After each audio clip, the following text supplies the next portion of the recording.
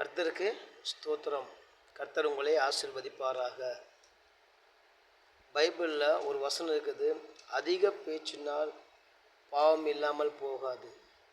நம்முடைய வாயின் வார்த்தைகளில் கவனமாக இருக்க வேண்டும். நம்ம யாரிடம் பேசுகிறோம் என்பது ரொம்ப முக்கியம். நம்ம யார்கிட்ட பேசுகிறோம் என்பது ரொம்ப முக்கியம். ஆகவே நாம் பேசுகிற ஒவ்வொரு காரியமும் பிரயோஜனமாக இருக்கட்டும். நம்ம எதுவுமே வீணாக பேசவே கூடாது. எது தேவையோ அதை மட்டும் பேசுவோம். குடும்பமாக இருந்தாலும், நம் நண்பர்களாக இருந்தாலும், நம்முடைய யாராக இருந்தாலும் நாம் பேசுவது தேவையானதாக மாத்திரம் இருக்கட்டும். அதிக பேச்சினால் பாவம் இல்லாமல் போகாதுன்னு பைபிள் சொல்லுது. ஆகவே இந்த உலகத்தில் நம்ம யார் கூட அதிக நேரம் பேசுகிறோமோ நம்ம அவங்கள போல் நம்ம இருக்கிறோம். அது உண்மை தான், கண்டிப்பாக உண்மை. சில பேர் சொல்லுவாங்க, நீ அவங்க கூட சேர்ந்து இப்படி ஆகிட்ட, அவன் மாதிரியே நீ பேசுகிற, அவன் மாதிரியே பார்க்குற அப்படி சொல்லுவாங்க. அவங்க கூடயே சேர்ந்து அவன் நேரம் அப்படி நம்ம செலவு பண்ணுறோம். அதே போல் சரிங்களா? அதே போல் இன்றைக்கி நிறையா சினிமாவில் பாருங்கள், சினிமாக்காரங்க மாதிரியே எல்லாம் அந்த என்ன பண்ணுறது, அதே மாதிரி ஸ்டைல் பேசுகிறது, ஸ்டைல் பண்ணுறது, நடிக்கிறது, ஆடுறது, டான்ஸ் போடுறது, இதெல்லாம் எப்படின்னா அவங்க கூட அவங்களையே நினச்சிக்கிட்டு அவங்களுக்கு நேரம் செலவு பண்ணுறதுனால தான் அவங்க அப்படி ஆயிடுறாங்க.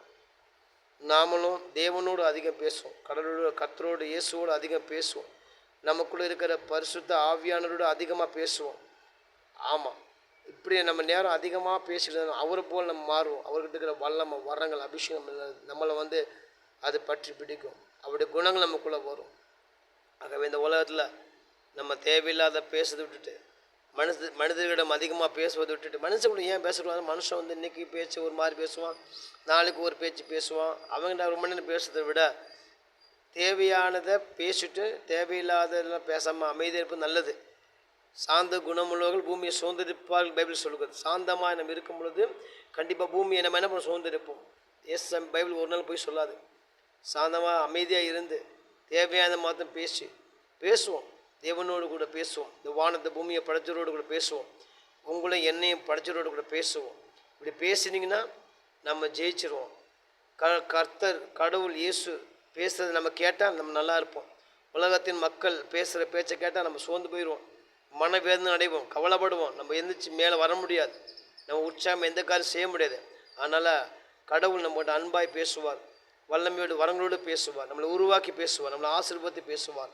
அவருடைய வார்த்தைகள் நம்மளை தேற்றுக்கிறதா இருக்கும். ஆகவே நம்முடைய வாயின் வார்த்தைகள் சுருக்கமாக இருப்பதாக, கர்த்தருக்கு பிரியமாக இருப்பதாக என்று வேதம் சொல்லுகிறது. ஆகவே நம்முடைய வாய்களிலே நம் பிடிக்கப்படாதபடி, வீணான வார்த்தைகளை நம்ம அலப்பாதபடி, வீணான வார்த்தைகளை நம்ம பேசி பிடிக்கப்படாதபடி நம் ஞானமாக பேசுவோம், கவனமாக பேசுவோம்.